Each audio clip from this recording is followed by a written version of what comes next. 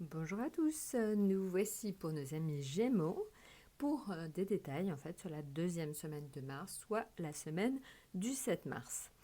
Alors en fait certains d'entre vous ont émis le souhait d'avoir un peu plus de détails et évidemment d'avoir un petit rappel, donc je vais vous donner donc quelques éléments. Alors pour vous amis Gémeaux, au niveau des planètes, au niveau astrologique, ça se passe très très bien.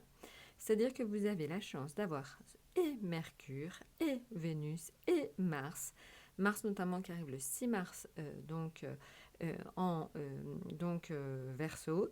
Et donc, comme c'est un signe d'air comme vous, évidemment, ça vous est extrêmement bénéfique. Donc, vous avez le soutien de Mercure dans la communication, vous avez le soutien de Vénus dans l'amour, et vous avez le soutien de Mars dans l'action pour donc cette semaine du 7 mars. Donc voilà. Alors maintenant, si on regarde en détail ce qu'on avait vu, même si c'était sur une seule ligne, ce sont les mêmes cartes, vous aviez donc au niveau affectif la justice. Alors la justice, c'est ce que je vous avais dit. En fait, vous avez une apparence un peu froide et réservée donc cette semaine vis-à-vis de de vos amis ou de votre famille, ou tout simplement vous êtes totalement débordé, donc vous n'avez pas le temps en fait de beaucoup vous occuper de vos amis et de votre famille, et du coup, n'ayant pas beaucoup le temps de vous en occuper, vous avez l'air d'être distant. Mais rassurez-vous, ça n'est qu'une perception que les autres ont de vous.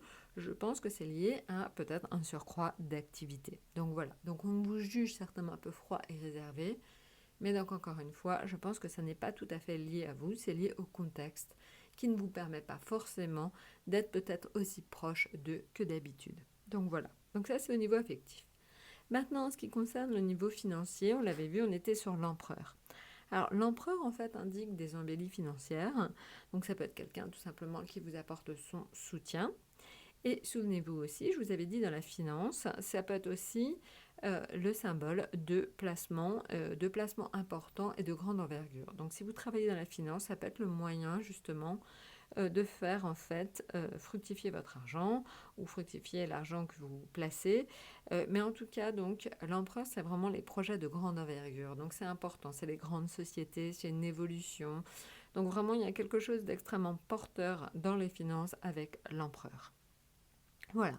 Maintenant, ce qui concerne le domaine professionnel, alors professionnel, on s'entend, ça peut être la vie sociale, pour ceux qui sont en retraite éventuellement, ça peut être les études aussi, pour ceux qui sont étudiants.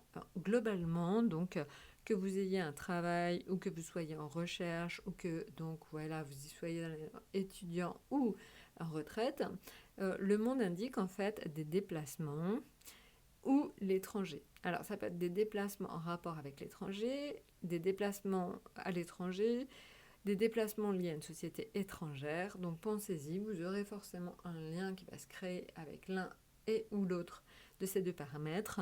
Mais pensez-y, donc cette semaine, vous aurez un lien certainement avec l'étranger. Voilà. Alors maintenant, en ce qui concerne l'atout, on était sur le pape, c'est un atout très agréable parce qu'il est porteur de messages de protection, de bienveillance. Vous évoluerez dans un climat agréable, vous aurez un soutien affectif important cette semaine et vous le sentirez. Vous vous sentirez quelque part porté par donc les gens autour de vous. Voilà, écoutez, je vous souhaite une excellente semaine. N'hésitez pas de toute façon à laisser vos commentaires et à très très bientôt.